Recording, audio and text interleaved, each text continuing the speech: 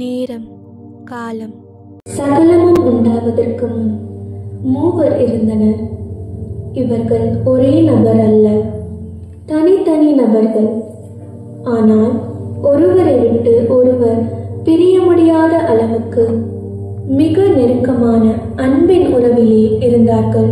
நமது ஆரம்பம் நம் தாயின் வயிற்றில் அல்ல. நமது ஆரம்பம் பிதா, குமாரன், பரிசுத்த ஆவியில் உள்ளது. ஆதியிலே தேவன், அதாவது பிதா, வானத்தையும் பூமியையும் சிருஷ்டித்தார். பூமியானது ஒழுங்கின்மையும் வெறுமையுமாயிருந்தது. தேவ ஆவியானவர் ஜலத்தின் மேல் அசைவாடிக் கொண்டிருந்தார். தேவன் வெளிச்சம் உண்டாக கடவுது என்றார். வெளிச்சமாகிய குமாரன் உதித்தார்.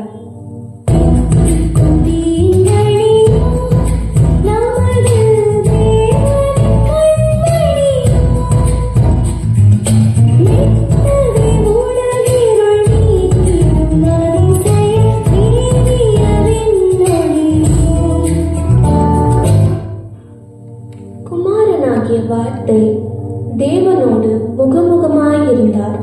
சகலமும் அவரை கொண்டும் அவருக்கென்றும் உருவாக்கப்பட்டது. சுயநலம் என்பதை இவர்கள் அறிந்ததில்லை. மற்றவர்களை மையப்படுத்தி தன்னையே கொடுக்கிற அன்பின் சாயலில் இவர்கள் வாழ்ந்தார்கள். சிரிப்பு, பாசம், நட்பு, விட்டு கொடுத்தல், மன்னிப்பு, இப்படி எல்லா உணர்வுகளும் முதலாவது இவர்களில் தோன்றிய உணர்வுதான். இப்படிப்பட்ட சந்தோஷமான உறவிலே பங்கு கொள்ள இன்னும் சில குமாரர்களை உருவாக்க முடிவு செய்தனர்.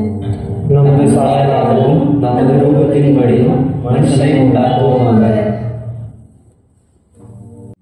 என் மூச்சு காத்தான என் உருவமா உருவான உணர்லி நானுக்கிறேன், ரசிக்கிறேன். நொடிக்கூட மறக்காம விட்டு பிரியாம நிழலா நெருங்கி நடக்கிறேன், சுமக்கிறேன். உன் கையில பிடிச்சு கூட காவல் நான் இப்ப உன் நினைப்பு இதயம் துடிக்கும். மனிதனின் ஆவி தேவனிடத்தில் இருந்து பிறந்தது. ஆகையால் இந்த திரியேக உறவில் பங்கு கொள்வது அவனுக்கு ஜீவன். இந்த உறவிலே பங்கு கொள்ளாவிட்டால் அவன் ஆவியிலே மரணம் ஏற்படும். மனிதன் தேவனை போல படைக்கப்பட்டதால் இந்த திரியேக உறவில் பங்கு கொள்ளவும் இதை விட்டுவிடவும் அவனுக்கு சுதந்திரம் இருந்தது. ஏதேனில் பிசாசு பிதாவை பற்றி சொன்ன பொய்களை நம்பிய ஆதாம் இந்த உறவை விட்டு தன்னை துண்டித்துக் கொண்டான். ஒளியை விட்டு இருளுக்குள் நுழைந்தான்.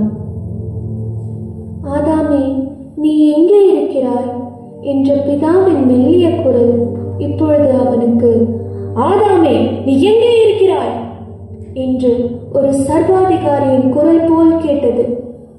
ஓடி ஒளிந்து கொண்டான். ஆனால் இவர்களை விட்டு ஓடவே முடியாது என்று அறியாத குருடனை போல இருந்தான். பிதா அன்பாகவே இருக்கிறார் என்பதை அறியாமல் ஒரு கோபமான கற்பனை கடவுளின் உருவத்தை பிதாவின் மேல் போர்த்தி விட்டான். ஒரு பழிவாங்க துடிக்கும் சர்வாதிகாரியாக அவரை பார்க்க தொடங்கினான். தேவனுக்கு என்னை பிடிக்காது என்று நினைத்தான்.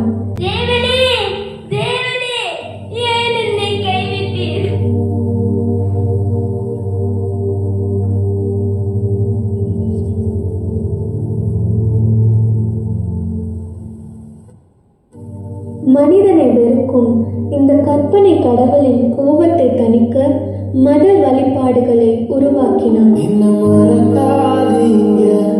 விட்டு விலகாதீங்க,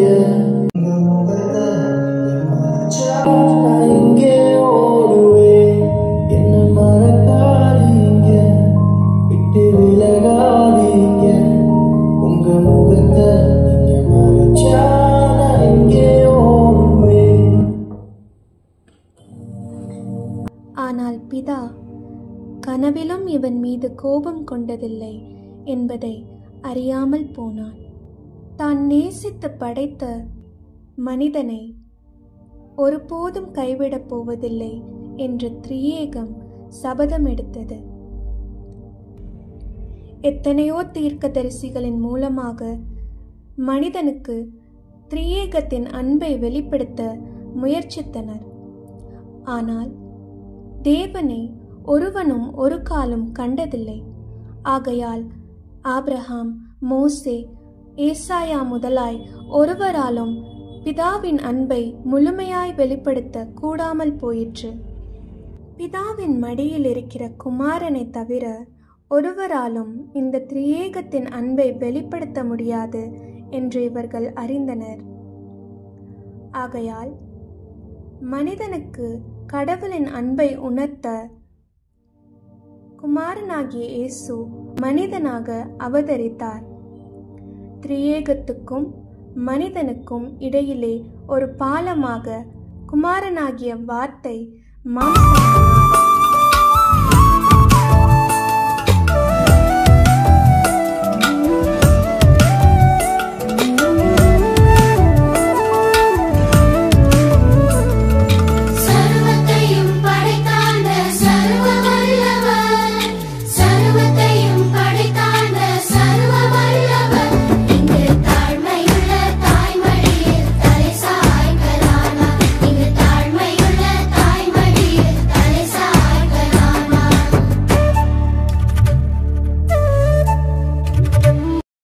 பிதாவின் மடியிலே அவர் அனுபவித்த தேவ ராஜ்யத்தை குறித்து பிரசங்கிக்க தொடங்கினார். பிதாவின் மடியிலே வளர்ந்த குமாரனாகிய இயேசு குருடர்களை பார்க்கச் செய்தார், முடவர்களை நடக்கச் செய்தார், மரித்தோரை உயிர்த்தெழச் செய்தார், பாவிகளோடு போஜனம் செய்தார். தன் பிதாவை பார்த்து வளர்ந்தவர் தன் பிதாவை போலவே மனிதனுக்கு அன்பை வெளிப்படுத்தினார். இயேசுவே, பிதாவை எங்களுக்கு காட்டும், அதுவே போதும். என்னை கண்டவன் பிதாவை கண்டான். காணப்படாத தேவனின் தற்சொரூபமானார். தேவனை ஒருவனும் ஒரு காலம் கண்டதில்லை. அவரின் மடியில் இருக்கிற குமாரனை அவர் வெளிப்படுத்தினார். ஆனாலும் ஆதாம் முதலாய் மனிதன் தேவன் கொண்டிருந்த கோபத்தை சிலுவையிலே ஊற்றினான். யோவான் 16:32. இயேசு சொன்னார், இதோ நீங்கள் சிதறுண்டு அவனவன் தன் தன் இடத்துக்கு போய் என்னை தனியே விட்டுவிடும் காலம் வரும். ஆனாலும் நான் தனித்தேன், பிதா என்னுடனே கூட இருக்கிறார். இப்படியாக இயேசு சொன்னபடியே பிதாவும் ஆவியானவரும் சிலுவையிலே இயேசுவுடன் அறையப்பட்டனர். ஆனால் இயேசு மாம்சத்தில் இருந்ததால் ஒரு நொடி பிதா தன்னை கைவிட்டதை போல் உணர்ந்தார். தேவனே, என் தேவனே, ஏன் என்னை கைவிட்டீர்? ஆதியிலே ஆதாம் கதறின கதறலை இயேசுவும் கதறினார். ஆதாமின் இருளுக்குள் சென்று ஆதாமின் கதறலை கதறினார். ஆனாலும் பிதா இயேசுவுடனே இருப்பதை ஆவியானவர் உணர்த்தினார்.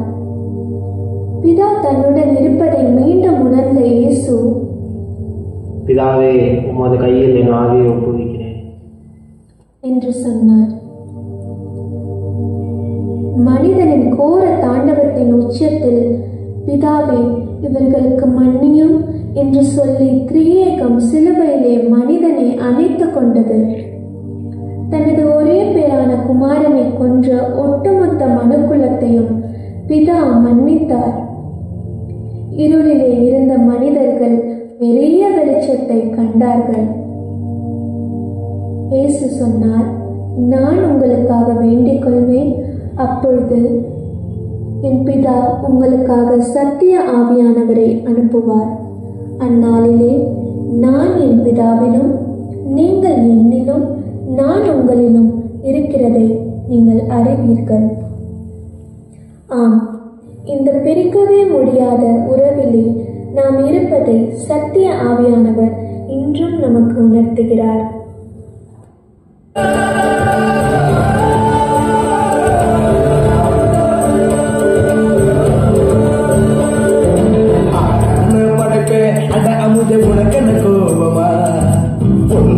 சிரிப்பே முகத்தில் இது என்ன சோகமா, சத்தியத்தை புரிஞ்சா அதுல பெரும் அதிசயம் காத்திருக்கு.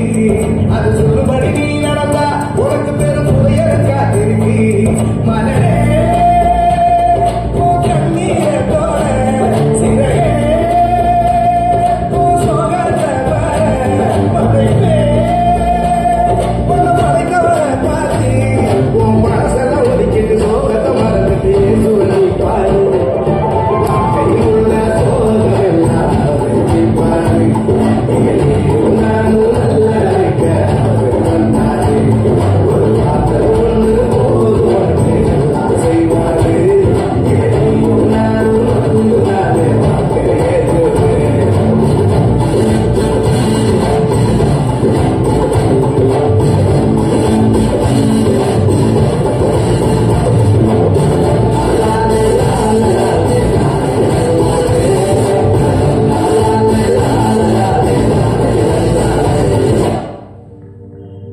நமது ஆரம்பம் இந்த திரியேக குடும்பத்தில் துவங்கியது. இந்த உறவில் இருப்பதை நாம் அறிவதே நமக்கு நித்திய ஜீவன். தேவனாலே கூடாத காரியம் ஒன்றுமில்லை என்று கேள்விப்பட்டிருப்பீர்கள். ஆனால் இந்த திரியேக கடவுளால் கூடாத காரியம் ஒன்று உண்டு. இவர்களால் மனுக்குலத்தை ஒருபோதும் வெறுக்க முடியாது. மனுக்குலத்தை இவர்களால் கைவிடவும் முடியாது. இது ஒரு கைவிடா காதல் கதை. நன்றி. பிதாவாக மிஸ்டர் தங்கராஜ் அவர்கள்,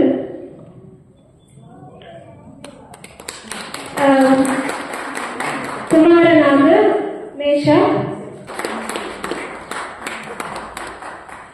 பரிசுத்த ஆவியாக கேரலின்,